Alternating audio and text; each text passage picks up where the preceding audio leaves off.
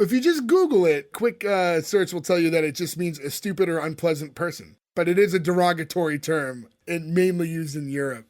Yeah, we apologize if it's a slur and we don't know. It probably is. I don't know how bad it is, but I don't think it's that bad. I don't think it's probably bad. not terrible. Yeah, I don't think it's like one of those ones that we're gonna have to edit out of the episode or anything. No, they say over there.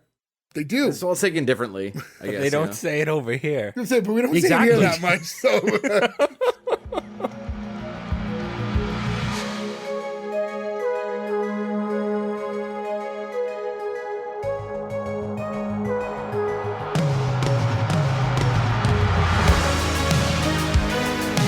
Welcome back, everyone, to S1E1, the show where each week we pick a different sitcom, watch just the first televised episode, and forgetting anything we might know about the future run of that show, rate it and decide if it's a show we want to greenlight or cancel.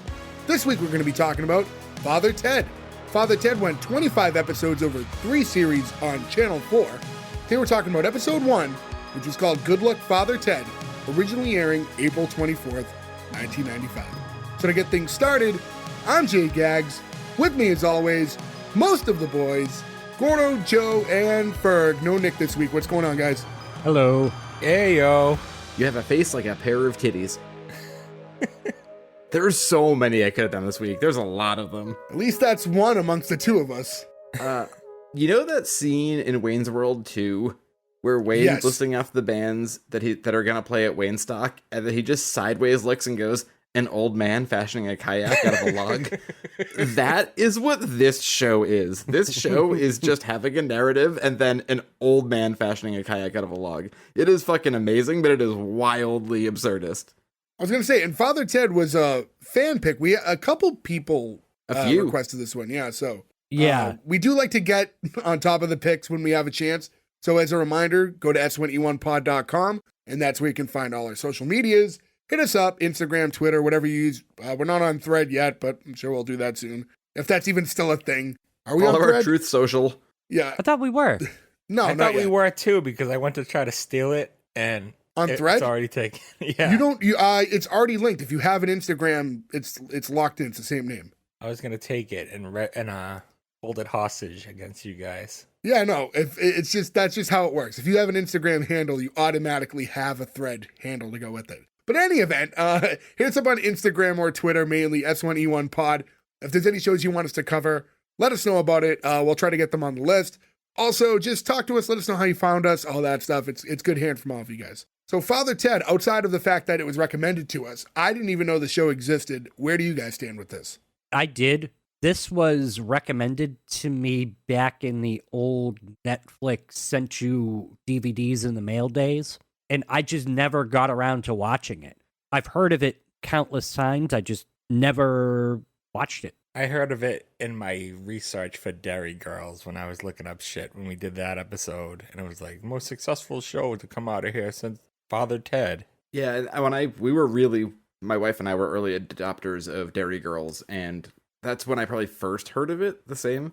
And the first thing I remember hearing about it was, and Gordo had brought it up earlier today too, where it was like, this is a show in Ireland about Catholicism. So if you're aware of the Troubles and you listen to our episode on Dairy Girls, you realize that like that was not really going to play well. So this actually ended up becoming a British show with all Irish people because Ireland had to be a little comfortable with what they posted out there because of, the Protestant Irish thing. This is another one of those, like you said, when we did Dairy Girls, this show kept coming up because, the most popular show since Father Ted. And it's just so weird when I think of shows like this and a lot of this, like more European style shows where it's, they run kind of short runs and it's like 25 episodes over 3 series. And a lot of those bigger shows, even the ones that run for years and years because they have such short series or seasons as we call them, here we just run shows into the ground if they're popular. And it'll be like, 6 seasons and, 142 episodes. And we're not used to this, like, it's good, but there's too much after a certain point, and these shows kind of like to get in and get out when it's like, no, let's just keep the ideas fresh, and then when we're out of good ideas, we will leave. I mean, there's gonna be like close to 200 episodes of Friends. Yeah, I would say probably around. Gotta be nearing it, right? Whereas a show like this is like, we did 3 seasons, it was 25 episodes, including a special. Yeah, look at like the UK Office, right? What's it, like 12 episodes over the 2 series they had? Right. It's exceptions to the rules, though. Like Doctor Who, still going on for 60 years. Doctor Who's the weird one, yeah. And I forget the name of it, but the English Red Dwarf. Red Yeah. Dwarf's still going. Red Dwarf's been going on forever, but the episode count, factoring that it's been going on for like 30 plus years, isn't that high. I hate that I can't remember it though, but like there's some American soap operas that have been on for like 50 years at this point. So they're numbering in like Days of Our Lives. Yeah, Days of Our Lives, or Hospital, all those. But the longest running show of all time is actually an English soap opera that has been pretty much consistently since like when TV first started, and they have the most episodes of anything. I can't remember the name Downtown of it, Abbey. but It's probably Downton Abbey. Yeah, for reference, Red Dwarf, according to Wiki, so obviously it's like could be a little off, but 74 episodes for Red Dwarf, and this is a show that started in the early 90s. Yeah, that's really not a lot. Actually, 88. So yeah, even more so. Over 30 years, and they're at 70-something episodes, and it's still considered kind of an active show. And in those 70 episodes, that show got so weird that there's like new robots. JFK kills himself at one point. Like that show gets so crazy, and they do it in such a short amount of time. And we covered Red Dwarf, so go back and listen if you want to, if you're new to us. So Red Dwarf's one of, well, now nearly 120 shows that we've covered, so go back and listen if you're fairly new to us. We have a whole bunch of stuff you can check out. Cat approved. It is. Danny John Jules. Also, so as far as Father Ted goes, I always like to check the scores when I remember. Rotten Tomatoes, actually, it's weird. The audience and the critic score both match at 93%, and IMDb has us at 8.7, so pretty well-regarded, well-rated show, Father Ted, for something none of us were too familiar with up until recently. I think when the Red Dwarf episode came out, a few of us talked about how like we had watched this on PBS because Yeah. they would do like sort of foreign shows, right? I'm kind of sad that this wasn't a show on PBS. If this was on after Red Dwarf and after Red Green, I would have loved this, especially when I was like 13. There are scenes in this show where like they do the thing where like he looks out the window, like those gags, like things like that as a kid. Like there's a lot of gags we'll get into in this show that I thought really worked. But as a kid, I think they would have really resonated with us, and we probably would have liked this show or known it, or be maybe bigger in the US if it had the sort of public broadcasting syndication that some other shows did. Like I think way more people probably know Are You Being Served or Red Dwarf, you know, shows of that ilk that got a lot of play here. Keeping Up Appearances. Thank you. I couldn't remember the name of it. Were those all like BBC shows? Maybe, Yes. all right, so maybe like PBS and all that had a direct tie to BBC. Maybe. Well, not Red Green though, because that's Canadian, so that's CBC. But it was in the same block, weirdly. What I find kind of odd about that, and now I just kind of made the connection, is PBS is our kind of, I guess, nationalized television. The BBC is obviously the nationalized television station of England, and the CNC is Canada's. CBC, sorry, my apologies. I find it kind of cool that that's kind of the rotation. So maybe they're all interlinked. Like a sharing, like maybe they have some kind of sharing. It's like the TVUN. In my head, Yes. it's just like it's a bunch of like old timey guys playing poker. He goes, "I'll give you red green." Well, I'll give you. Well, I'll give you a Frankenstein. Murder Most Horrid. Why was that played all the time? Why did they play every episode of Murder Most Horrid on PBS and we got no Father Ted? Actually, question for those in Canada and those that are under the BBC sphere. Were there any American shows that played on that? Because we see, like we said, we saw Keeping Up Appearances, we saw Red Dwarf, and those. I'm curious to know what was kind of exported as the public access from America, if any. I like it if it was just Sanford and Son. So everybody in England's just like, oh, when you meet an American, you just call him a big dummy. Well, they all got Miami Vice. To be fair, if it was Miami Vice, one of the greatest shows of all time, then we'd be in a better world. I remember wearing pastels. There's people around our age overseas who their only knowledge of American television is like Chico and the Man. Dynamite. Yeah, like everyone's just, what's the Chico and the Man catchphrase? Why can't I think of it? Hey, it's me, Chico, and I'm the man. And the man is one of the lazy grandpas from Willy Wonka.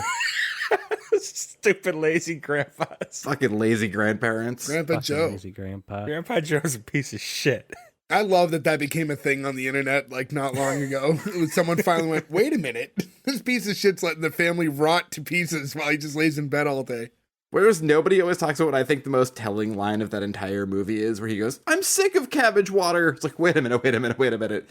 Dinner happening so often that you're sick of it is just cabbage boiled and water, to the point where you consider water a second ingredient? Charlie, get a fucking job, bud. No, Grandpa Joe get a job. You leave Charlie alone. Everybody, but like in a Dickensian world, everybody like, "Please, sir." Like little kids are like, Tiny Tim has a limp because he fell in the coal mines.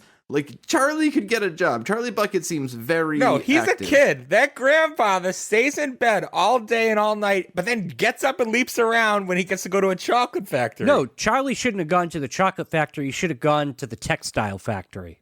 Charlie, there's no knowing which way we're sewing. It's a way different movie.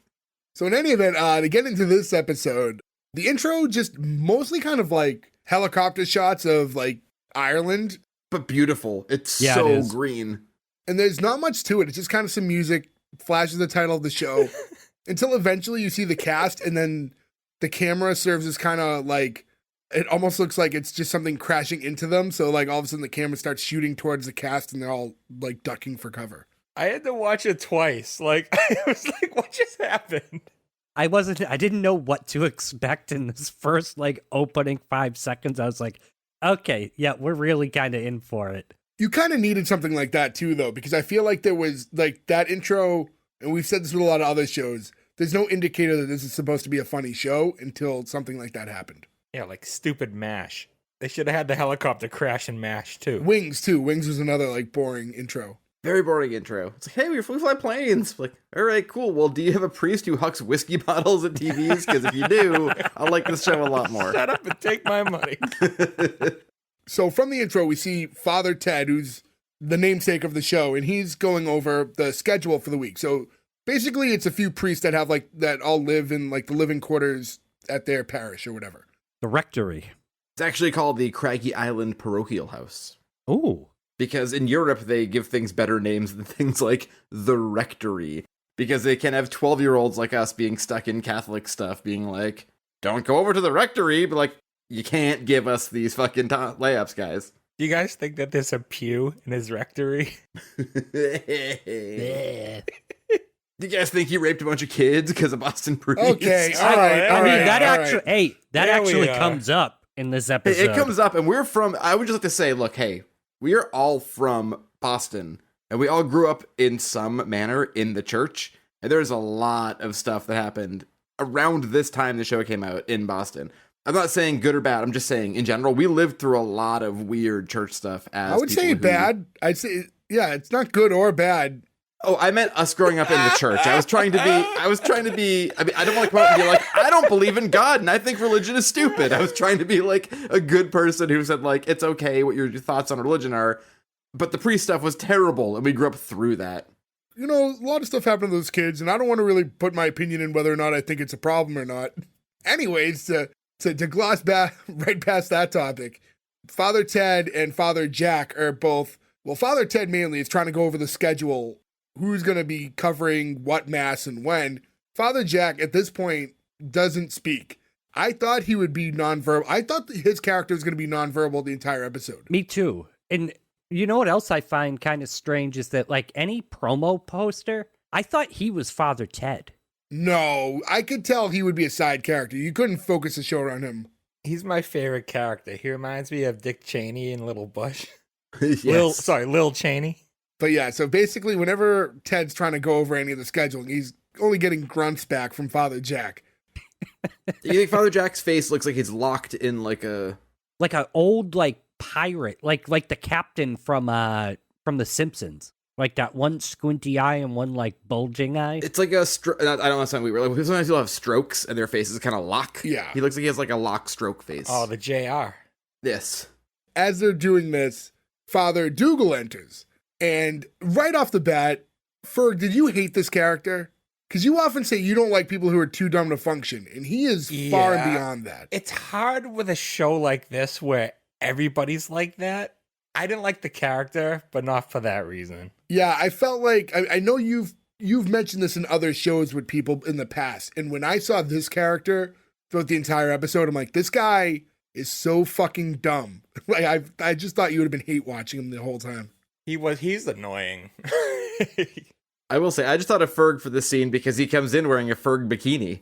Well, only on his face though. On his face, he's wearing a Ferg bikini on his face. Did you notice he didn't get it all off either? Even when he wipes it off, it's still on his ear. And to clue you guys into what we're talking about, he walks in with basically a full face of shaving cream still. Father Ted's trying to tell him, like, hey, you got, a little on your face, and he's kind of going around.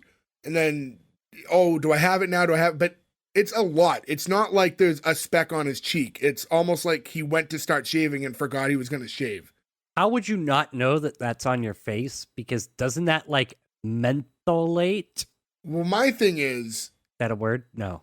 I don't know. I also don't know, like, what was in shaving cream in the 90s. It was the same formula? I will say, in 1998, I wasn't shaving, so I can't speak to it, I guess. At 13, Jay was kind of shaving in I was almost 1998. there. Yeah, I was just about there. I don't know. I thought the scene was a little too over the top, but I don't know the tone of the show yet. And when I'm seeing this, I'm like, this is a little too unrealistic. So that was kind of an issue I had. It was stupid, but at the same time, I laughed at the joke when he just goes, I didn't even shave today. If he had like a glob on his cheek, like even a good size, just on like, but like not his face being that covered. And then he says, oh, you have something on your face. And then he goes to like take it off and he smears it and makes it worse. Like that would have worked for me. But walking in with that amount, I was like, come on, this is a bit much. I will give it episode 1 defense, where like, this is a very crazy thing to show how dumb this guy is in the very first scene he ever enters in. I'm okay with it because you're trying to set the standard of what he does. If this is episode 3, I'd be like, okay, we get it. He's not that dumb, right? But in a first viewing and like an intro of the character, I'm okay with it. And he's trying to get Father Ted to come with him today to something called Funland, which is coming to Craggy Island, which is where their parish is. Oh, it's on Saturday. It's not on that day. It's coming up on Saturday. It's basically, I don't know, it's just like their carnival type event, I guess. We'll talk about it as it comes up. County fair. Yeah, all right, that's fair. And Ted has no interest in going to such a thing. But he's trying to convince them by telling them that they have a spider baby, which, not a baby spider, but a spider baby, which is a spider and baby hybrid, despite having, upon description, no actual characteristics of a real baby. But it is in a pram. What's a pram? I looked it carriage. up. Yeah, it's just a carriage. It's just the...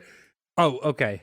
I will say, though, I went into this because there was a band in the late 90s called the Spider Babies. I have a couple records from, and I was like, okay, well, this has to, like, track to something. And I looked it up, and there's a movie called Spider Baby. Lon Chaney Jr. is in it. Sid Haig, R.I.P., a great 80s R.I.P. horror movie actor, is in it. But it's not about a baby who's a spider. It's about a little girl who traps people like a spider. It seems like the kind of movie that would be on Svengoolie. I've never seen it, but I will look it out now. But It sounds like the kind of movie that would be on Mystery Science Theater 3000. Yeah, that's true. And he asked them, are you sure you're not confusing this with like a dream or something? He's like, no, I saw it on the news. And then he's like, hey, did you remember to study this? And he pulls out a chart, and it's basically like the silhouette of a head, and it's separating dream from reality. And that's all it is. It's kind of a quick visual gag. where I was talking about the S1E1 tattoo, I feel like the dreams reality chart would be a very funny us tattoo to get. This was the point. If everything else at this point wasn't like a clue, this is when I was like, all right, this is exactly what this episode is going to be. This particular moment framed the rest of the show for me. I don't know if you guys felt the same. I don't think this was too profound. Like, this didn't stand out to me too much. I'd say coming up. That's the level of stupidity that I hate. That he's like, oh, I don't know the difference between my dreams and reality. For me, coming up, when he looks out the window, that set the tone for the show to me. Oh, the Muppet Baby scene? Yeah, but there was no Nazis like Muppet Babies do. So after talking for a bit, Dougal then says he's going to turn the TV on and see what's going on there. And as soon as he does, this is when we start getting like a more animated response out of Father Jack, who's just been sitting in a chair the entire time, not speaking. And he hurls a bottle of whiskey at the TV, like shattering it to pieces. Like this thing explodes on impact. They do a good job of like really rigging it up with like explosives and smoke too. Like it doesn't just You ever broken like a CRT TV before? No. Okay, I've broken a CRT TV before that's plugged in, and it like kind of makes a pop and it smokes, but this is wild. Why did you break a TV? Yeah. Drunken breaking it to college parties. I can throw that out like it's an average thing that like, your typical boys will be on. I can't remember what episode we talked about this, but basically Joe would just go into parties that he wasn't invited to and be a piece of shit. It was a bunch of BU frat dudes. You'd be like, oh, I guess I'm gonna like, kick their TV in. You're lucky you didn't get beat up more. Oh, for sure. Especially back then too. I was I'm not strong or tough now, but I was really small and not weak, not strong then. But again, this is 20 years ago. There was a point. You were 10? 20 That's years terrible ago. math. I would have been 18. Oh, yeah, 17. Yeah, Gordo math shows its face. Gordo math, always fun. Welcome back, Gordo math. Listen, I want to believe that we're younger than we actually really I would are. love to believe that, You too. know what? I'll take it. Yeah, I mean, I'll concede to wishing we were 30. I'll give it to There you. was a time where I used to host a lot of parties when I was in my young 20s. And I was a little too open door at that time. And because of that, situations like Joe, where people you don't know will just kind of enter your house, would happen from time to time, mostly through knowing other people. So it wasn't too crazy. But if anyone had ever broke my TV on purpose or did half the things Joe has told us he's done at these parties, I would murder them. Just straight murder them. I would beat the shit out of you. Hey, I had a situation once. I used to host a lot of parties too at one of my apartments, and we had a situation once where everybody said, you got to kick these people out because random people showed up, and it was me, and it was a Halloween party, and I was wearing nothing but very skimpy brief underwear, and I was in the street very drunk with two very big dudes being like, you gotta leave, man, or something bad's gonna happen. And in hindsight, I realized the prank they played on me being like, Joe, go tell these guys they have to leave. I did stand up to them, and the fact that I ended up dead and naked is a fucking miracle. No, you see, Joe, at that point, that's when you got to take off the briefs and then be like, come at me, bro, and just start waving your pee-pee at them. But I think probably what I was wearing was enough to make them be like, don't want to tackle this dude, Yeah, but if you were butt naked, you're the dude that got butt naked. They're not going to fuck with the dude that gets butt naked. It's outside. You could also become a sex offender just to avoid getting punched. Not naming names, one of those people I went to a lot of parties with where we caused a lot of havoc,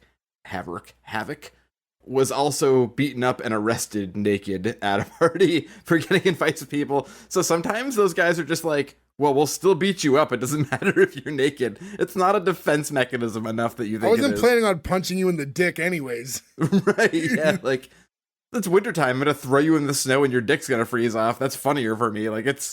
So to move back, the phone rings and Father Ted picks up, and this guy is basically a producer of a television show, a local TV show that's a religious-based TV show that I guess they're doing a piece where they're going to be talking to all different priests from isolated communities, and asked Father Ted if he'd be interested in being part of this.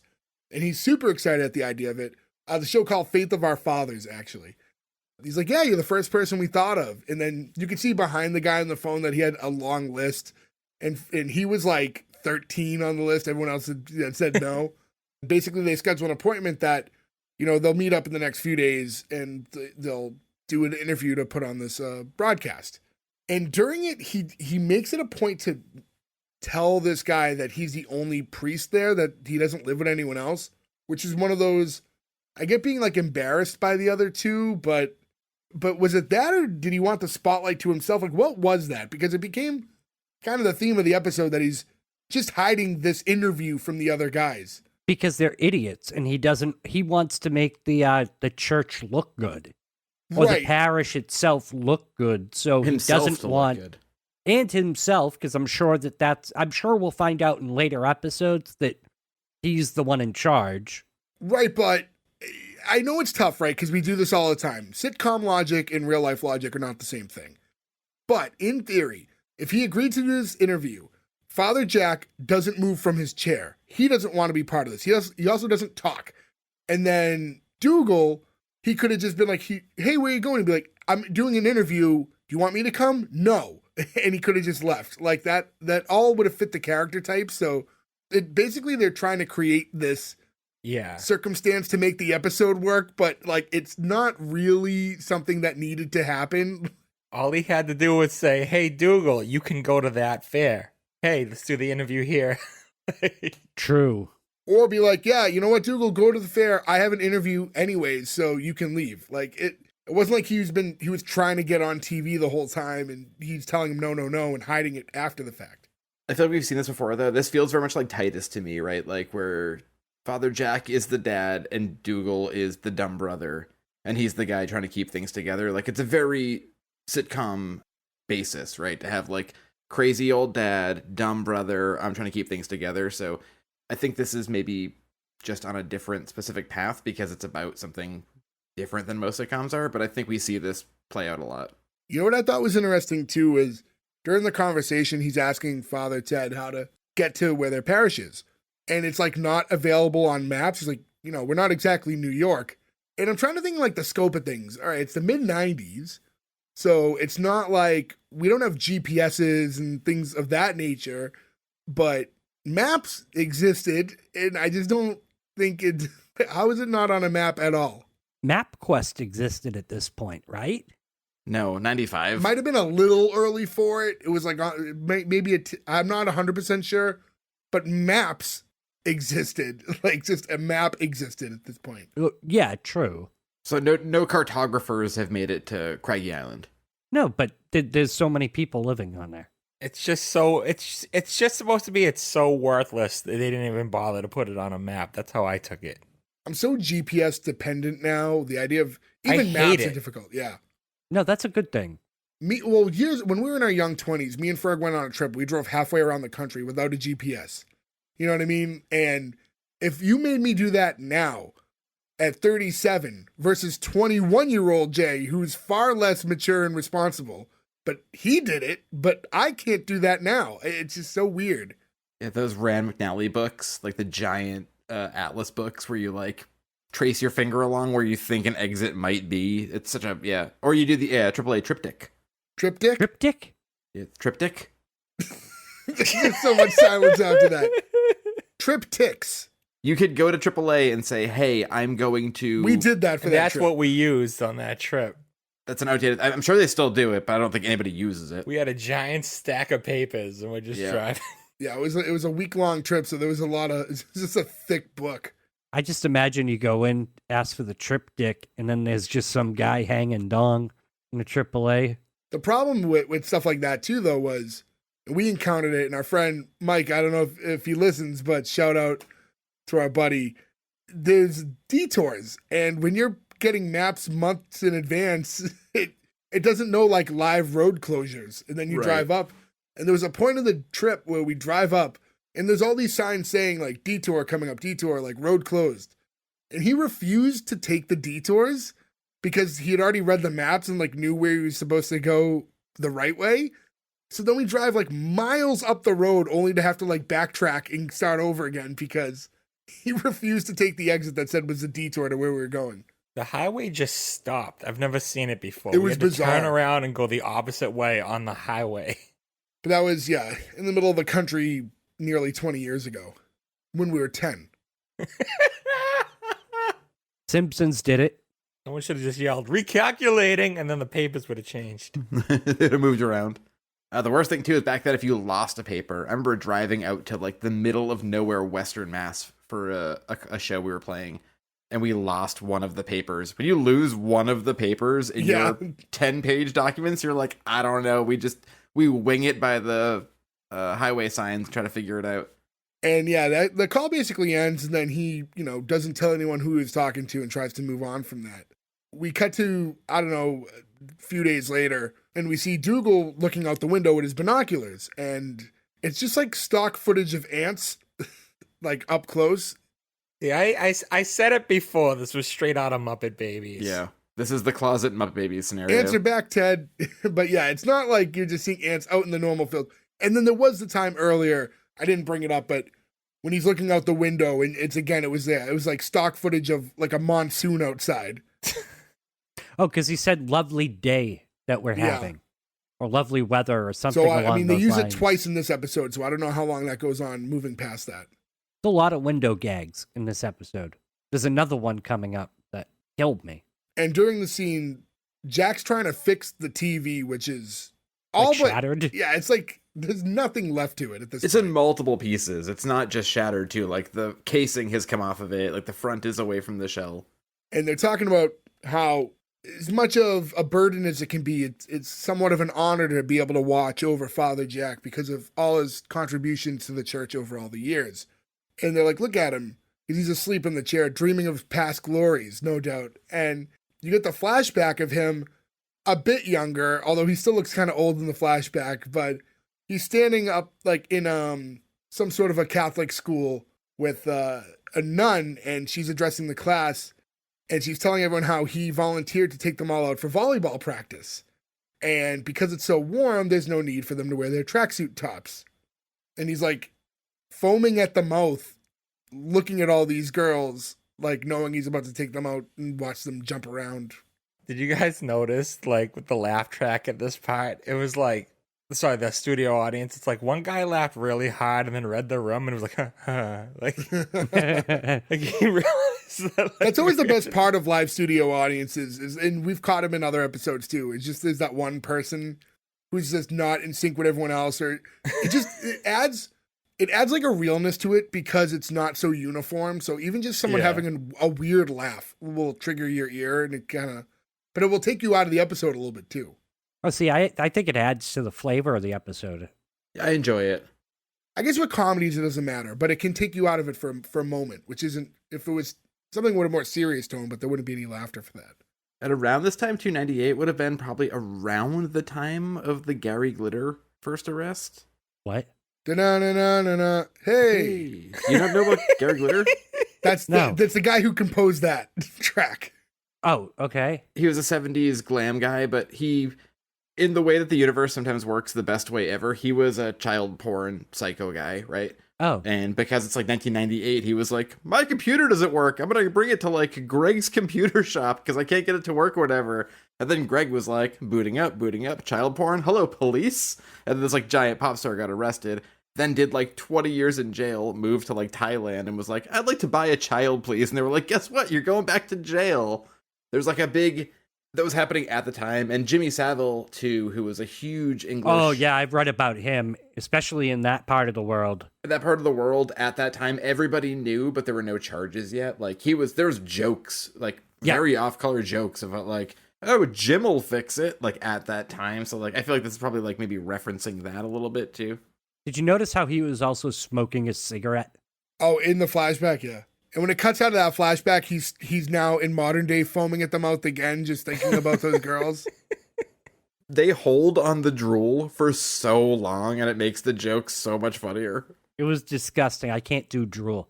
Really? That's like a weird thing for you? Yep, I can't do drool. Blood, I'm okay with. Guts, I'm okay with. we know you like doo-doo. Yeah, poop, I'm okay with. Even pee-pee, I'm okay with. Oh, even pee-pee. Even pee-pee. Even pee-pee. Not those odd pee-pees. I mean, I understand when people say blood and vomit and stuff, how that stuff can trigger them and make them feel sick, but drool? I don't know. It's spit. It's spit in general. Like, if I see people spitting on the street, like, I just get, like, disgusted by it. Like, it's just disgusting. That.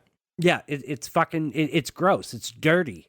Like the idea of Gordo just like strolling through a porn site and like gets to a video where some girl's like, I'm gonna spit on it. And he throws up on his computer and ruins his whole computer. Oh my God, that nothing will make my dick shrink. I don't want my wife to hear me, but nothing will make my dick shrink more than like if I watching porn. She's gonna hear you. You don't know how to whisper. She doesn't listen to the podcast, so if I'm not loud, She's won't like hear one me. room away. No, she's you not. don't know how to She's whisper. in the bedroom.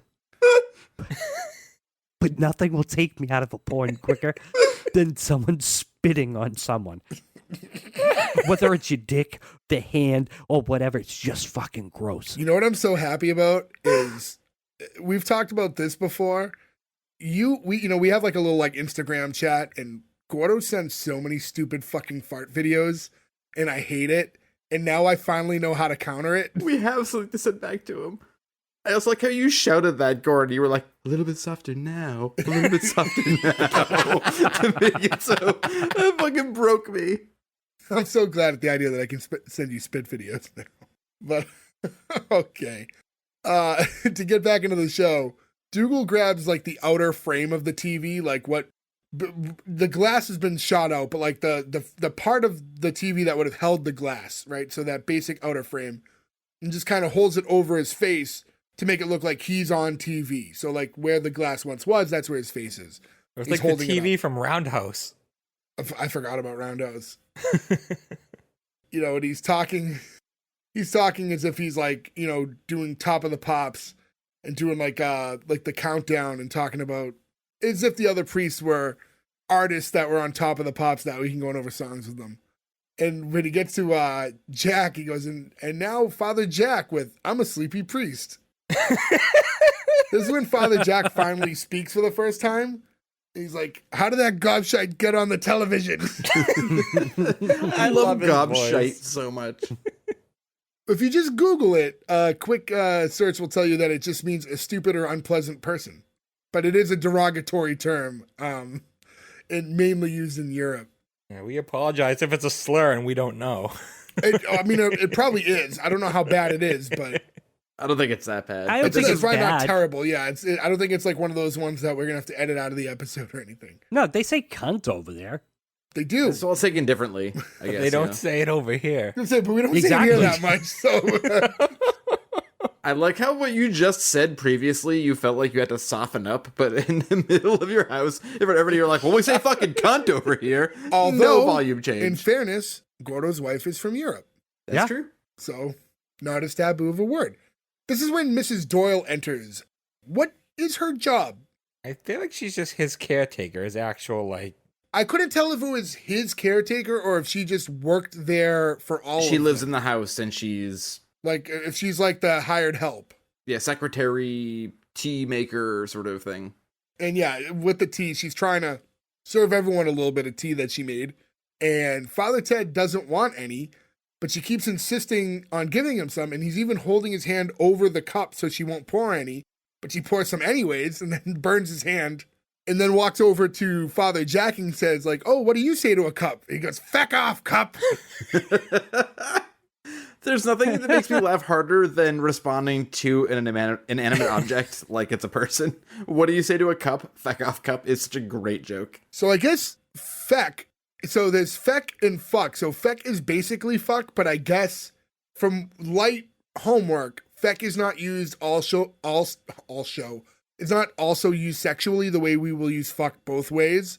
So feck means like just kind of the angry way we use fuck, but not in the sexual term. Oh, I thought he was just saying fuck, but it was his old man No, Irish it's like accent. F-E-C-K. Yeah, there's some like English, English. There's some Irish sort of colloquialisms there, like old man, like things like that come up that are like specific to Ireland. So you would say feck off the way we would say fuck off, but you wouldn't say like, yeah, these two people were fecking in the next door apartment. Like you wouldn't say that. Like, oh, we're facking. Yeah, you wouldn't say Yeah. that. Like, My oh, spit pressure. on me while we feck. Ah, suck my jag on. That basically ends with him now hucking the cup at the door and like shattering that cup. So when in doubt, Father Jack just tosses shit and fucking breaks everything. And then she goes to remind Father Ted that someone called, and this is the dude, Terry, he was the guy from the television show that called earlier. He's trying to not let the other people know who that is. So he's just insisting that it's someone who is coming to fix the television because he doesn't want to tip off that he's being interviewed for this show. Again, I feel like it's a created problem for the plot of the episode, but none of this is something that would have been a real issue. Yeah, True. lying's a sin. It is. Bad priest. Also true. Drinking is also a sin too for priests, but Not if it's the blood of Christ. that's in a sacrament. They're not just drinking wine in the back. That would be a sin. You can't just pray over all of it. It doesn't like convert it all.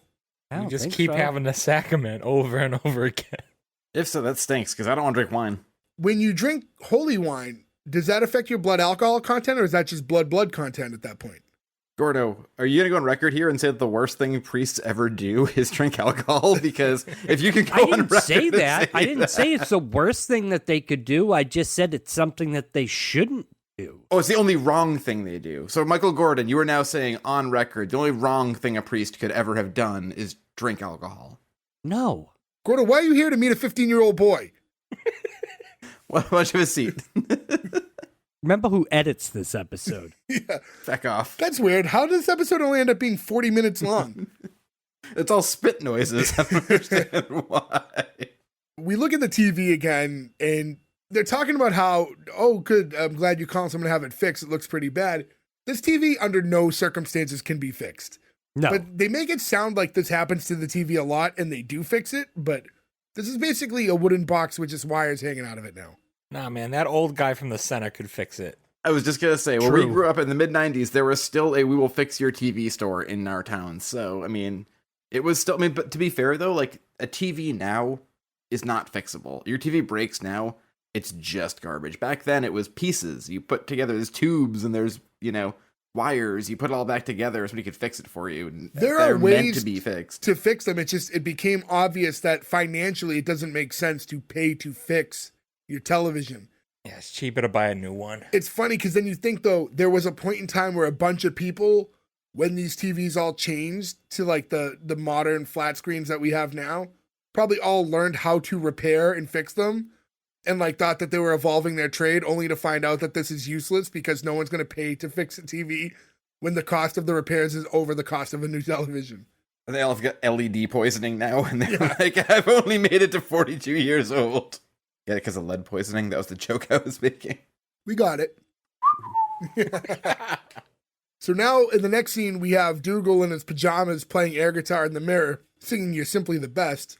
I would like to point out real quick, this is a good moment of serendipity. Last Saturday, I did buy a cassette single of Simply the Best while we were out going through antique and junk malls. So this has been on my mind.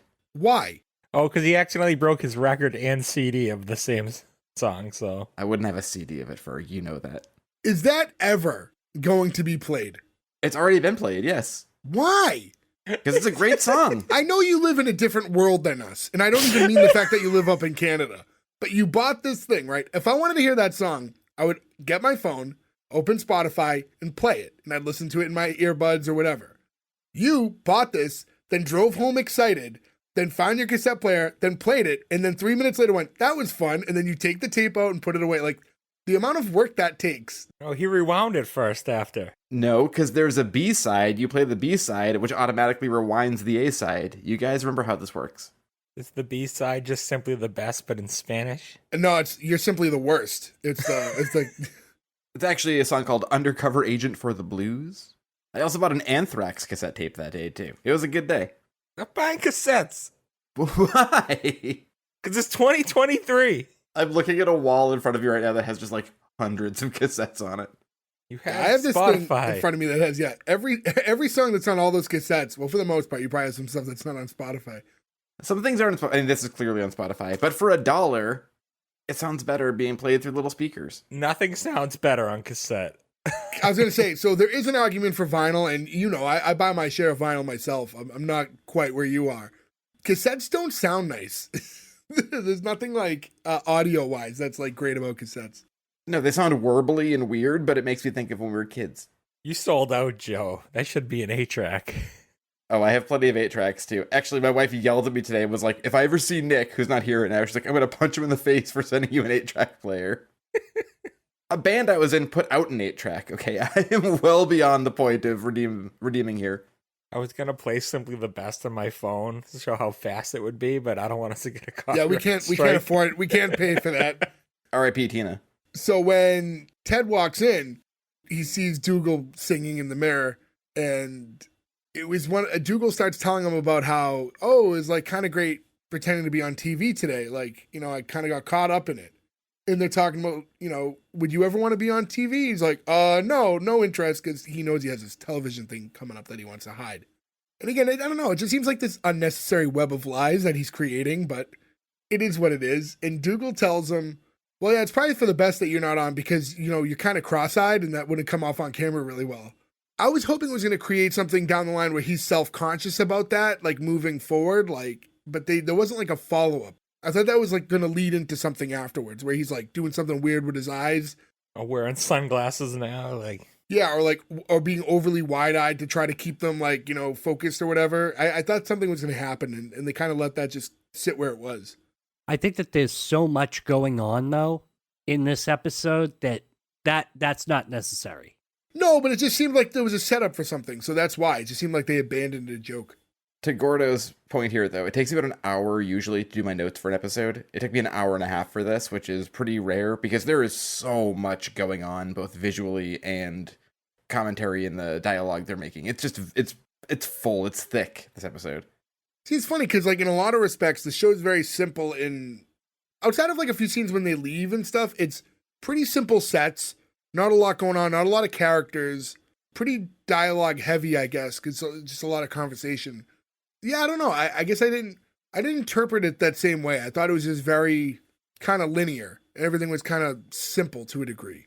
This reminds me very much like Faulty Towers, where it's just like a roller coaster that you're going up the entire time, and then there's a point where you just go down. I agree. Much like Faulty Towers 2, they set up some jokes in the very beginning that they pay off at the very end, and I find that are both very satisfying. I think the last joke they pay off is maybe the hardest laugh I had in the whole episode. Like, they do a good job of, like, not abandoning what they sort of put in your brain early. Only the cross-eyed joke. Yeah. That one they don't do anything with, yeah. And I should mention that, like, they share a room. So the room that they're in is both of their bedrooms, and they're getting into bed now. And Dougal has to say his prayers. So he goes to do the Our Father and can't remember any of the words to it. You're a priest. Like, so Yeah. stupid. Yeah, like, and it's, I get, like, the joke because he's the dumb one and all this stuff, but I know the Our Father still, and I don't know if I've said it in years at this point, but, like, I'm sitting there going, who art in heaven? Like, come on. Hallowed be thy name. I just don't like anything that references bread. I understand. I will say, though, this is the moment where I kind of got hit, where he then makes the Madonna Papa Don't Preach joke, where you're like, I think it's intentional, but are we supposed to believe that, like, this town is so far away from everything that they're sort of behind the times? Because from here, they kind of bombard it. Like, you meet another character in a minute who has, like, a very 80s reference. Yeah. T-shirt on, Simply the Best with Tina Turner, Papa Don't Preach and Madonna. Like, they're all behind anything The current, times. which I thought was interesting. Even look at the phone that's in the Yeah. phone they used. That's not a 90s phone. That's like, what, like early 80s? It's just The a rotary small phones black they phone. had? Rotary But phone. 1998, though, like, only maybe, like, your very old great aunt or somebody still was using a rotary phone. Usually they were replaced by the late 1998 is very close. I mean, their boy bands were popular in 1998. There were not a lot of rotary we're phones talking left. about not just the fact that it's a different country, but it's like a rural area of Ireland as well. So they might be a little behind on some of that stuff. But I would say as far as the song goes, even though it's like at that point probably a 10-year-old song, it was more like the fact that the preach part is like he's just trying to channel anything religious he can think in the moment, and that's like where his brain went. Also, I don't want to be, because I'm a big music nerd, I don't want to, like, say things wrong, have, like, people tweet us or whatever. I understand it's not a Madonna song. It's a Kelly Osbourne song that was covered by Madonna. Just, Oh, so really? hold your tweets. I got it right. I forgot about that. I didn't know that was a cover. Jay doesn't get the joke. I was making a joke. You guys remember the Kelly Osbourne cover? of Papa Don't Preach? See what I was doing I'm there? sorry, I wasn't even processing who Kelly Osbourne She was. covered it at the VMAs. Did you guys get LED poisoning? Ah. I'm gonna die on this hill today for some That went reason. right over my head. I just was like, oh, that's interesting. I didn't know that was a cover song. Because they have those things that come up every now and again, like, oh, top 10 songs you didn't know were a cover. Well, did you see that on there? No, I did not. And now I'm blanking out. I'm not going to start mentioning random songs, but yeah. So it ends. That scene ends out, and then we get to, I don't know, the next day or the day that there's supposed to be the interview, and they're back in kind of their main living area. Like they kind of have like a living room, dining room, kind of one big room. That's where the majority of the show is spent. And Ted's on the phone, but he's hiding like in the window curtains. Even though the only other person in the room at the time is Jack, who obviously could give a fuck what he's doing. And he still can hear him. Like he's on the phone. You can hide, but he can still hear you. Yeah, but you don't want to wake him up. I'll throw a bottle at you. True. The background in this fucking killed me. With Dougal walking back and forth with various, like, the steeple top. Yeah, because he's sitting at the window. Yeah, you're seeing everything that's going on outside. And, like, when he pops up with the Madonna after the father's done with the conversation, telling the TV reporter to meet him in the field. And he's floating it. He goes, Mother of God! Yeah.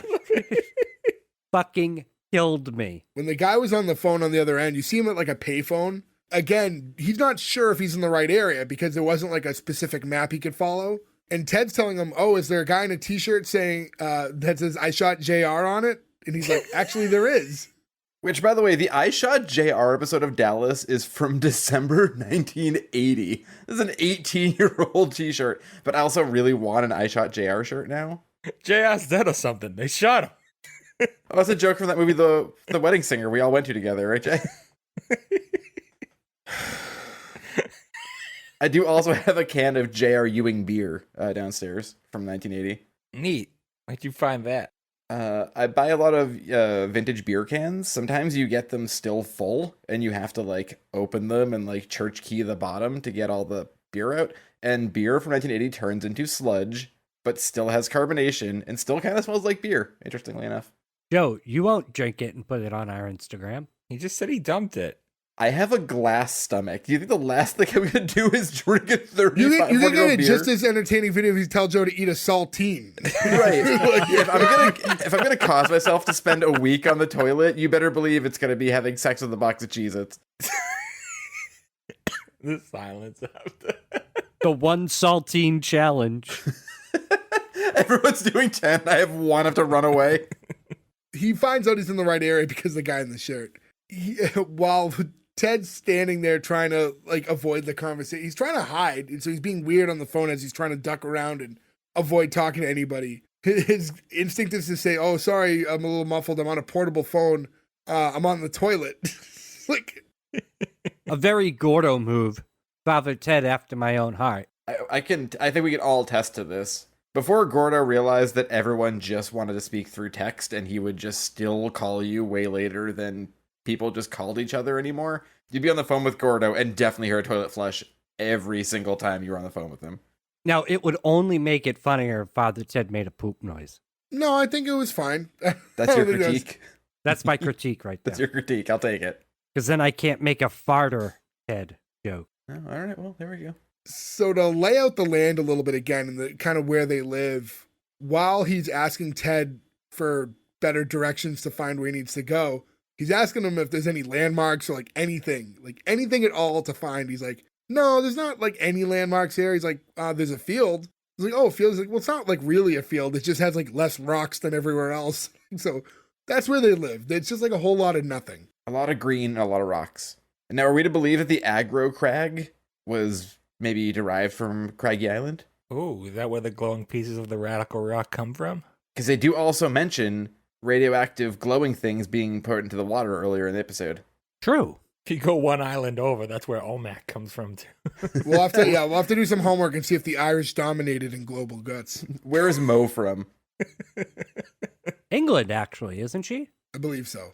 Okay, so maybe Mo was born on Craggy Island, but grew up on mainland England. Makes sense. Could be. But I do like Omek Island is right next door. When that phone call ends and he's telling him like, oh, just have I can't remember the guy's name to help him out. Oh, Tom. Tom's the guy in the I Shot JR shirt. He's like, oh, just ask Tom, he'll help you out. And like when they're done with the call, you like cut over to him and he just like shotgun like shoots a bird point blank. So the bird is maybe a foot away from him. To be fair, though, it is the most, like, English or European or UK comedy thing ever to just explode something into feathers. Like, if you shoot something and it's feathers or a person gets exploded and there's just smoking boots, that is the most, like, European comedy trope ever. That's like half of Monty Python. Right. Yes. Smoking boots and fluffed feathers in the air. After the phone call, Dougal and Ted are on the couch together. And he's telling him, like, oh, Ted's telling Dougal that Jack's like due for his morning walk or whatever. Why don't you take him out like over to the cliffs? to be sure to make sure he sets his brake. I guess he nearly threw him off a cliff by accident last time. He's like, well, can I bring him to Funland?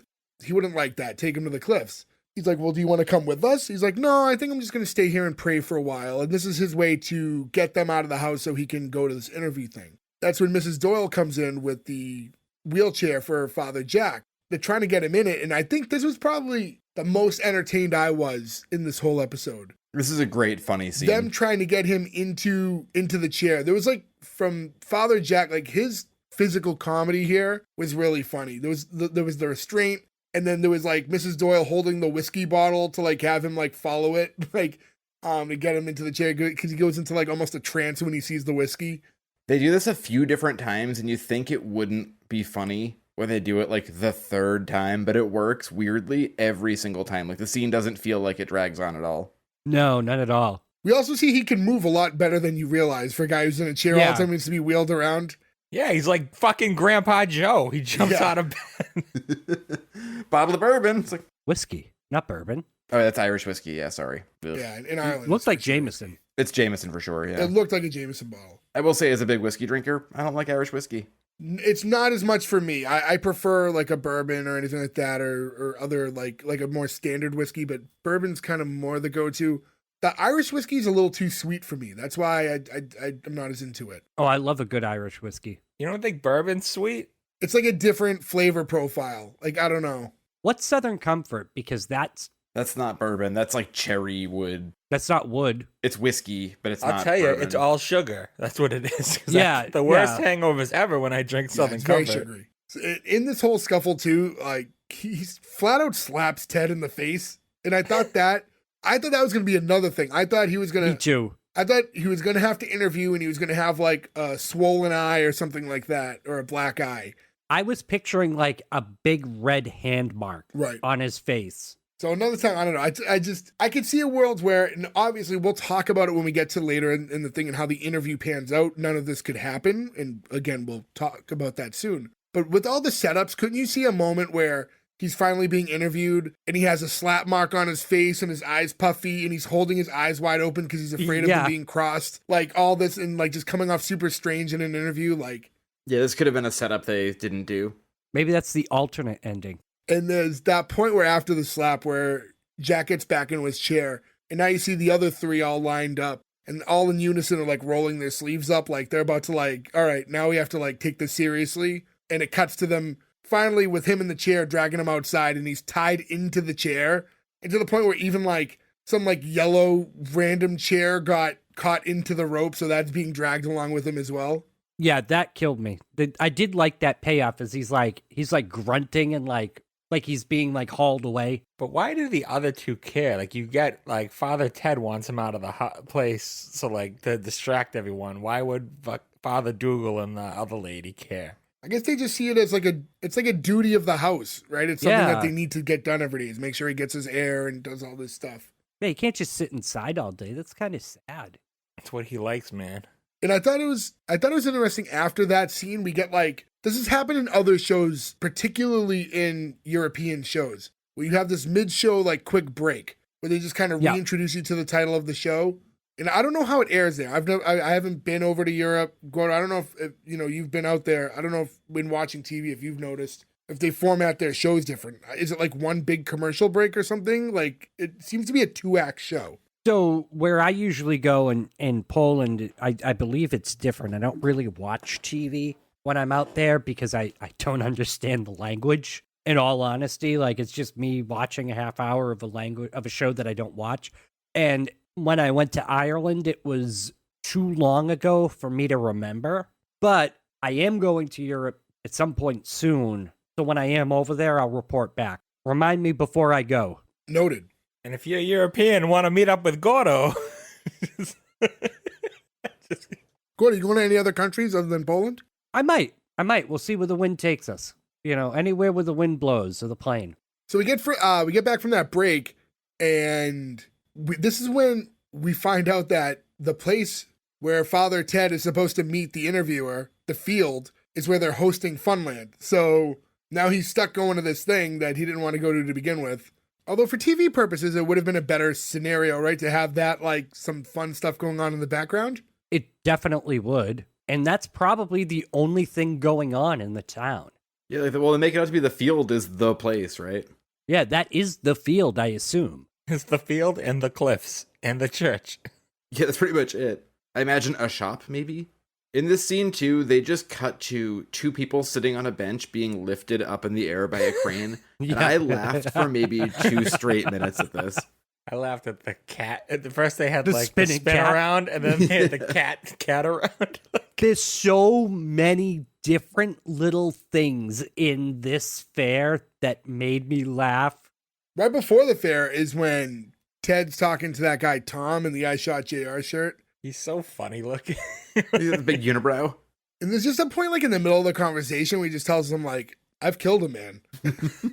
We'll talk about that later. He's like, did you? Yeah, we'll talk about that later. I have an interview He for television. confesses to a priest that he did a murder, and the priest is so concerned about being on TV, he's like brushes it off. Well, that's a what's great funny joke. because we see that Ted, who's hiding this interview from everybody in the scope of like in the house, like no one can know about it. But as soon as he's out, he wants the world to know he's being interviewed for television.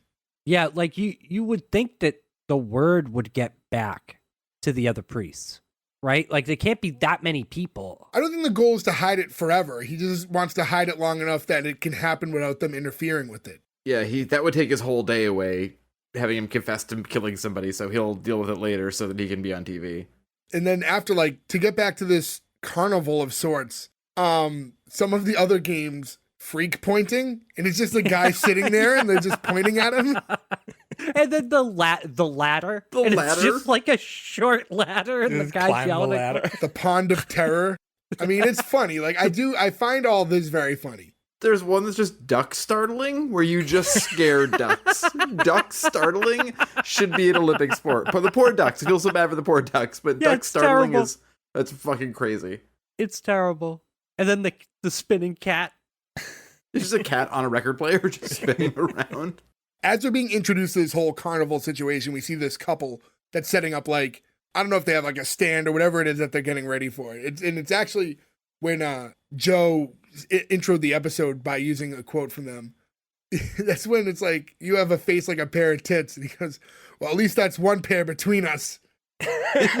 Greatest couples quarrel ever. Yeah. This is another scene. I laughed a lot at the show, but as we started getting towards this point, I was having like pause laugh breaks. And It was fun at this point. At least that's a pair between us. Holy shit. That is the kind of thing that a couple who's been together for 20 years and fucking hates each other, but will not divorce says to each other. I like half expected them to get into one of those like fighting clouds from cartoons. Yeah. Like Andy Cap. Who makes great hot fries. He makes a delicious fry, that Andy Cap. Just don't tell his wife that he's snoozing on the couch again. You know what I always thought they should have did? They should have made a bag that was half hot, half cheese mixed together. No. Why not? I prefer the cheese, personally. Do they not make spicy cheese ones?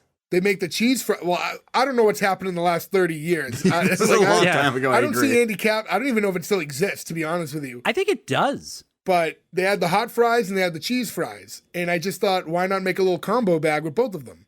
I'm not saying eliminate like them as individuals, but they should have been a together bag. Because I know if you want to do that, you'll have to buy 2 bags. That's true. Didn't they also make barbecue ones? If I don't know. remember I don't know. correctly? And now I'm I don't remember I'm those. curious to know if it still even exists. They are still a thing.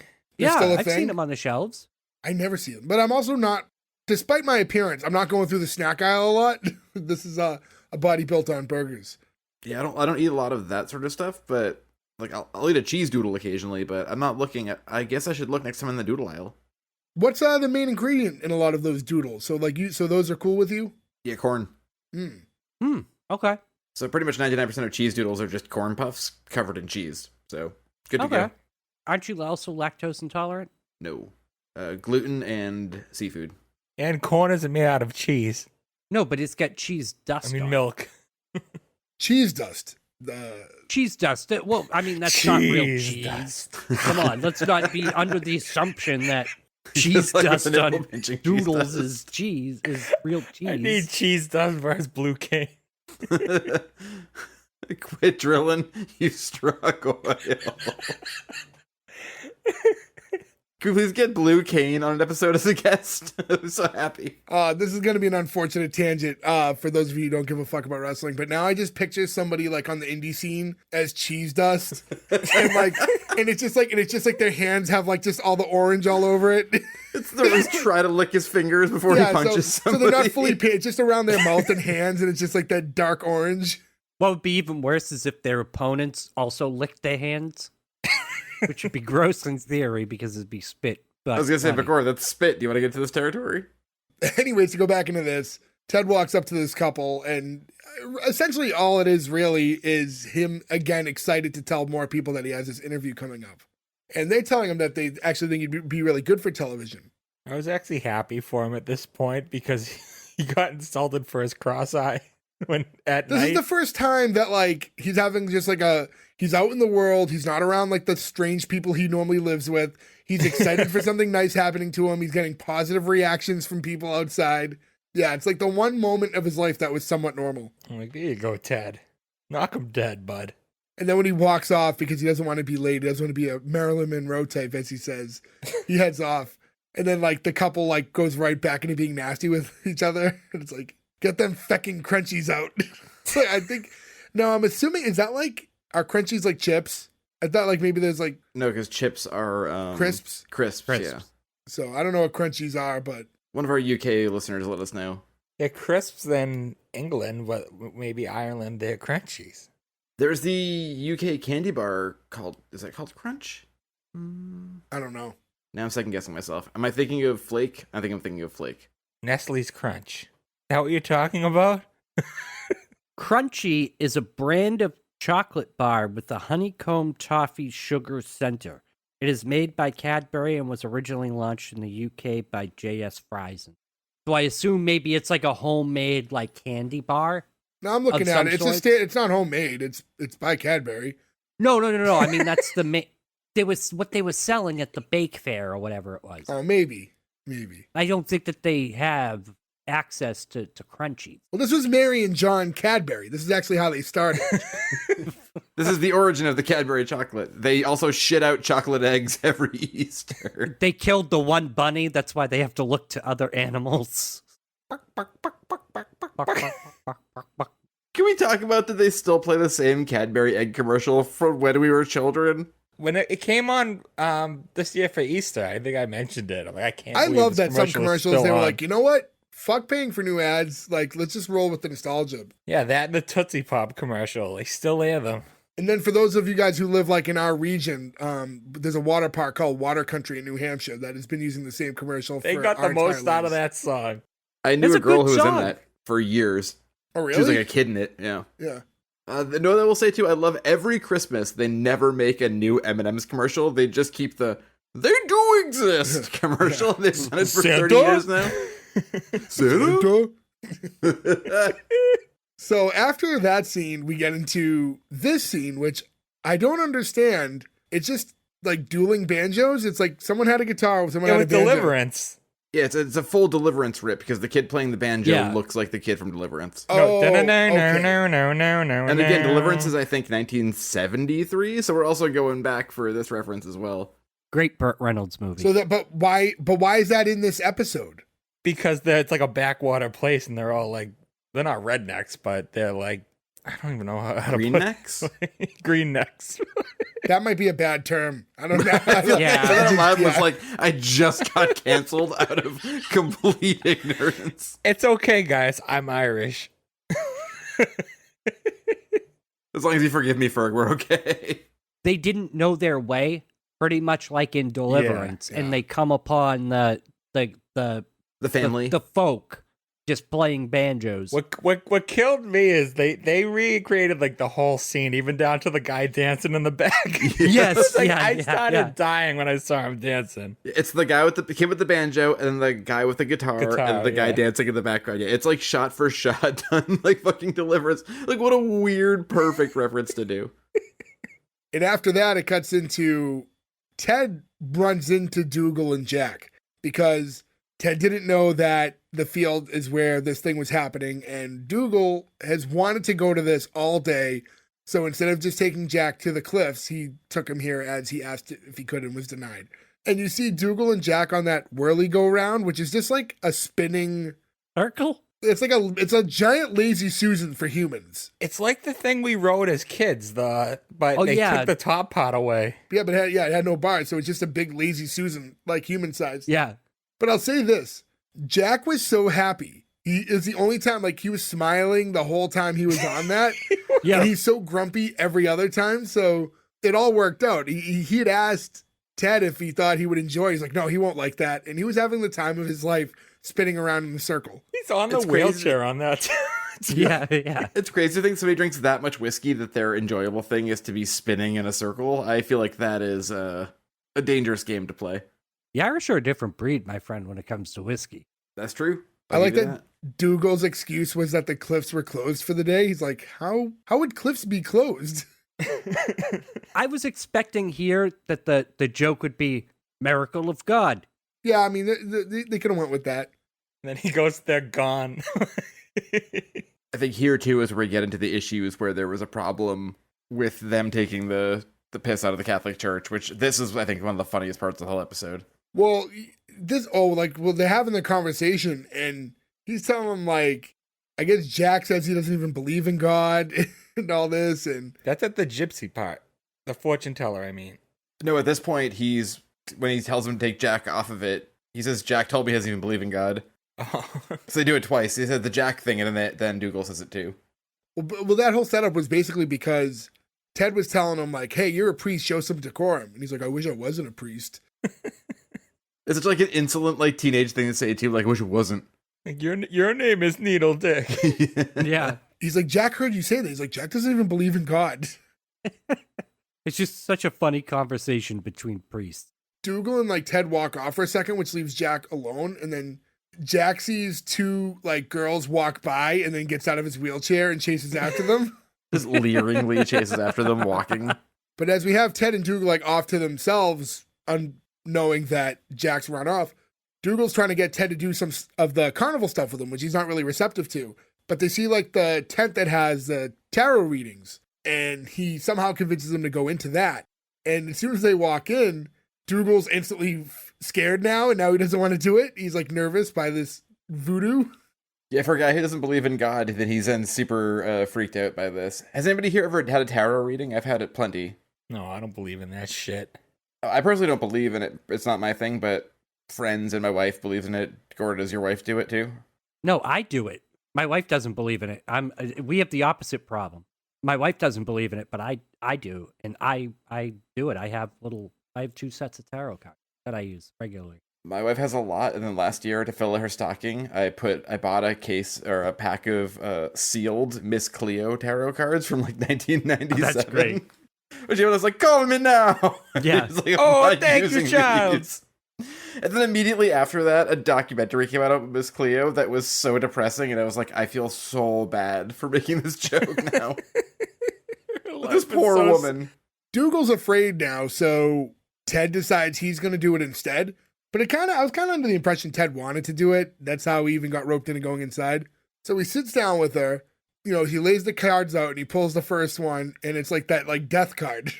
And he's like, all right, I wasn't expecting that one. Can I take another? He's like, no. That's like you're misunderstanding the card. That's not usually what that means. The Grim Reaper doesn't mean death necessarily. And she's saying that, like, oh, it can mean like the death of something like in your life, but the beginning of something new. He's like, okay, and then he's like, it's probably about that new bicycle lamp I got. And then goes to pull another card, and it's another death card. And he's like, is that all right? He's like, I don't know, just pick another one and see what happens. He pulls a third death card. And she's like, that's weird. There's only supposed to be like one in the whole pack. Yeah, there's only one in a pack. And I'll say this, I guess not a fun way to pivot, but do you guys know like the story of like the main actor, the guy who played Father Ted? Yeah. No. It's kind of weird. It's one of those things where Jay let you tell it, but like sometimes a person lives to finish their work. It felt like that sort of scenario. Yeah, so basically like what happened was, so the main actor, Dermot Morgan, is a guy who plays Father Ted. And we said this only went 3 series. So after they wrapped their final episode, they had like a little party. And at the party, Ardal O'Hanlon is the actor who played Dougal. His father was at the party. and said to Dermot, like, you don't look good. You need to go to like a doctor's like soon. And then the next day, Dermot hosted a party at his house and had a massive heart attack and died. Damn. That's horrible. Yeah, so like they finished it a day later. They had a party, and then fucking Dunzo. And he was only like, he only wanted to do the 3rd season or series and said like that was going to be his last anyways. And he wanted to move on and do other things. So the show is written to end after when it ends. And they basically filmed exactly what they needed to film. And then he passed away the next day. Wow. Yeah, pretty crazy, right? How old was he when he died? I could do a quick little home. He wasn't that old. I don't think that old. Yeah, probably in his early 50s. I don't know. He looks younger than that. He looks like he's in his like late 30s, early 40s. No, he wouldn't be that young, but he was. The gray hair, I think, maybe makes me think he's older. He died at age 45. Okay. Yeah, and then the father, Jack, died years later when he was in his 70s, but same date, February 28th. They both died February 28th, which is weird. Wow, that is crazy. Yeah, it's always weird shit like that. Also, really cool. One of Father Jack's first film roles ever, like first things he did, he's in the original Italian Job with Michael Caine, which is a great. Nice. Oh, cool. And that's like what 1965 or something. So it's like 30 years before. Father Jack, like, he looks ancient in this show. But he's probably one of those situations where he's not as old as you think. He's probably in his 50s. Yeah, he just made up to be. That makes sense. And then to move forward after that scene, the TV guy who's been like on the hunt trying to find Father Ted spots that I Shot JR guy, Tom, and having like a quick conversation there where it's very awkward. Anything involving this guy, Tom, is pretty weird. There's like a weird cut on him, and it's like, hey, where'd you get that? He's like, I was in an argument. He's like, oh, I hope you won. He's like, I certainly did. And he's like, that's nothing. He's like, check this out. And then he drops his pants and basically shows this guy his asshole. He just shows him his butthole. And he's like, It looked like a face. he's like, can you believe my own dad did that to me? Yeah, Did he say his own dad? I heard a dog. dad. Oh, that's way worse. Oh, man. According to at least the transcript said dad. Maybe it was the brogue. Yeah, give me the brogue. Both are funny. Yeah, either way, it's both funny. What if his dad is the dog? But his dad would be a father.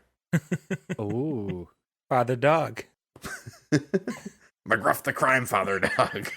Rest in peace. I'm here to go over your eulogy. I I'm sorry take a you bite died out of after 3 sin. seasons. Rough, rough, rough. Take a bite out of Crag. Did you guys notice in his hand he was reading a newspaper and it said serial killer on the loose? No. Yeah, look at it. Maybe we'll look Yeah, back they at the panned tape. in on it, right? When they cut they to panned him. in on it and it said serial killer kills another serial killer still on the loose. Okay, so that's great. That's all fun little things. So we're to expect that Tom, who shot JR, also is a serial killer now. Correct. He said he murdered someone. He did say he murdered someone, yeah. And now Ted spots Jack, and he's on that bench that we saw earlier that just lifts people high into the air with a crane. And he's sitting next to him, and he doesn't know that it lifts like this. They end up getting lifted off into the air while he's trying to talk to him. But they show it as a wide cut. You don't notice they're getting lifted until all of a sudden there's a wide cut and they're in the air. I laughed so fucking hard because my brain didn't put the two together. I was like, that's neither. such a great joke to bring back. And then there's like that good spot too where like he goes to like get up because he doesn't know he's in the air, and like he like nearly falls off the whole thing and like catches himself. And Father Jack is rowing, I think, at this point. He thinks he's in a boat.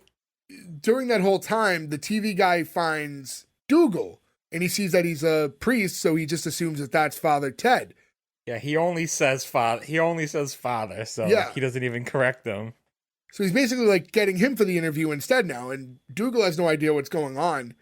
While this is happening, because all those guys are up top, well, all those guys, the two priests, he sees him like up there talking to the interviewer, and now he realizes that he's going to lose his interview that he's been excited for all day, and he's trying to find a way around it, and he basically just like He like launches himself. I couldn't tell if he jumped or fell. I thought he fell. I read it as I he thought fell. he fell. No. He did one of those like, sign to the cross, and then he just like purposely just like almost like what you do in like when you jump out of a plane or like you scuba dive. I was under the impression that he did that to stop the interview, like as a distraction. 100%. Like, he deliberately jumped to stop the interview. I'd have to watch again. It looked to me like he fell, but if Gordo said he did, I didn't notice the sign of the cross before. I didn't either. so- Yeah, we're 2-2 on this one. We'll have to go back to the video. Yeah, it's worth giving another look to figure that And out. if Gordo made that up, that's your clip. Yeah. Him lying again. But I will say it's a really funny joke if he does the Station of the Cross and then jumps out. Like that's super Right? funny too. Then it works. The jumping works if he did that first. And after that crash, we kind of get that, like, there's like a little choir sound that kind of fades back into them at the house. And they're back in the living room and the TV's on. And Dougal's like, oh, look, it's me. They're like, I'm on the telly. And they're showing his interview for this religious show. And in that thing, where, like, when they're showing the clip of him, he's talking about how, like, he's not even sure if God really exists. He's like, I don't know. He's like, personally, I don't even believe in organized religion. Meanwhile, this guy's a priest. Yeah. And you just hear, like, groaning, and you see Ted is, like, in, like, the typical, like, in the hospital, full body cast, like, The mummy. bandaged up. Yeah, the mummy situation. They also in this scene do a close up of Father Jack, and he's got bottles and cans all around his legs, but then he's just holding a bottle of Castrol GTX. So he got drunk on a bottle of automotive oil. Like, what is happening? It's so weird and so absurd and so funny. He drinks whatever for the alcohol content. That interview, like, rounds out with, you cut back to the television, and it's the Dougal's again talking about, yeah, and then it's like, it's a spider baby. It's got the body of a spider, but the mind of a baby. Like, and Ted's just groaning. But on the TV, it says Father Ted on. It does say Father Ted. Yeah. Yeah, because they Oh, I think didn't it's the even other catch guy. that. Yeah. That's why he like makes a groan when he sees it. It's credited to his name. And then Father Jack goes, that gobshite again, he's never off the air, because he's thinking the last time he saw him hold the TV thing over his face, like he's just always on television. Yeah. So as far as he knows, he's just always on TV. And I felt That like was funny. I felt like that would have been like the proper way to end it on that line, but they kind of just have like an extra little scene, but it's basically just exterior shots of that carnival situation again, and the guy over the PA just kind of making some weird announcements. No, it ended with him. He also threw the bottle again. Yeah, too, he threw at the He did- bottle. oh yeah, TV. it freezes on him throwing the bottle. Yeah, at they the do a TV. freeze frame. Which in my head, I heard the dun dun dun dun, it's cold outside. Like, I very much got the Red Dwarf Yeah. thing at that. So I was kind of like, oh, that's a perfect ending. So I'm with Jay. I was a little bummed when they like. I then think cut it should have to- ended on that note, because I thought the PA thing and just I didn't was a little see dry. that. I shut it off after the thing, assuming it was done. Yeah, it was just credit stuff. There was no like actual scene, no real dialogue. It was just a guy over the PA from that thing. Did you hear what he was saying? A goat and a child have become lodged together, and Yeah, they became one. Yeah, and then the nurse also is now lodged in them, so we need another nurse to Yeah. come. it's all happening at the Tunnel of Goats. But yeah, no, I mean it was fine, but I just thought like it could, that was a good note to end it on, and I don't know, they just went a little too far. You know what would have made it a lot more make sense if there was some higher priest there, like higher than all of them, and that's why he's lying to them, because that priest said keep Someone, them like away. someone to check into. Yeah, that would make sense. So then when this guy's saying, like, I don't believe in, like, organized religion on live TV, Father Ted gets in trouble with the other priest, like, Father Ted? Yeah, if there was like a bishop or a cardinal, or I don't know how that Yeah, works just over some there. but, yeah, consequences. something. Yeah, no, that would make sense for sure. But yeah, that was Or the maybe in conclusion of the episode episode. 2. Yeah, who knows? Yeah, they might introduce more characters. So yeah, that's everything. I don't have a lot to note on with this show other than that. There's not a lot of stuff that I had read up on. You should have saved your death story for now. Yeah, I know. This is where the death story should have came It's in. where I was going to mention it, and then there was like kind of what felt like an organic place to bring it up. So I just figured I would just toss it in there. But yeah, originally I was going to bring it up at the end. Question for you. Can you watch this anywhere? I looked up today. It is on BritBox Okay. and Roku channel. But I Okay. don't know if you need a subscription for Roku channel if you have a Roku. But the only place to watch it with no commercials is BritBox, or buy it on Amazon. Yeah, one of my TVs is a Roku TV, and it has like a bunch of like channels, like the Impact Wrestling channel. But it's not like on demand. They're just weird channels that run, you know? So maybe it's like one of those. Let's make a channel that nobody will ever watch. What will we put on it? I know, Impact. 24 hours of Impact Wrestling. So It might be there. I'd have to look it up because I don't know what their on-demand. I don't think I don't really know. I don't use a lot of that stuff. I have the Roku TV too, and I don't use those at all. Yeah. The ads are it's smart, right? Because the ads are so egregious in all of those free channels that you literally just end up paying to buy the show because they play the same ad 3 times in a row every 5 minutes. So your brain just explodes. And it's always fucking Frank Thomas. And, Frank Thomas update. Now it is Frank Thomas and Doug Flutie in all the new commercials. Flutie has been brought into the Total T-pill scam with Frank Thomas. I see a lot of that in the morning when I'm at work because I get to work at 4 a.m. So like those commercials are always airing at that time. She's going to like it too. But yeah, we've pretty much tackled everything at this point. So I guess there's nothing left to do but the green light or cancel. Just a reminder again, we're down 1 person, so there's always an opportunity for a tie. If that's the case, or in general, just again, you can go to S1E1pod.com and we have graphics that we put up. So Nick's vote will be included. We just don't know it now, but it will eventually end up on the Instagram. So give us a follow there. So to get into the green light or cancel, I'll go in the order I'm seeing you. Gordo, you're first. This is 100% a green light. I didn't know what to expect out of this show. And it started a little slow and a little corny, you know, with like the dumb priest and like the old guy, Father Jack and such. But it gets so fucking funny towards the end with not only the plot, but with just the background. Just like the background noise that like you see like the Tunnel of Goats or, you know, the Pond of Terror or, you know, stuff like that. I definitely want to watch a second episode of this, and I might actually have to subscribe to BritBox for like a month and just so I can finish this out. So green light for me. Joe. I agree with Gordo. I loved this. It did start off a little slow, but every moment I just started liking it more and more. I love they paid off jokes that were so absurd. They started at the beginning that you did not think were going to pay off 23 minutes later. And I mentioned a minute ago that I felt that like it ended on the freeze frame and I could hear the Red Dwarf sort of music.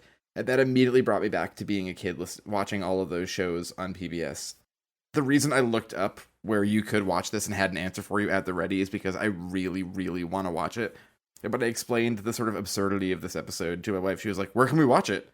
So like excited to be like, oh, we're both going to watch this. And I love these UK shows that go 30 episodes total because you can do it in a weekend. It's not a huge lift.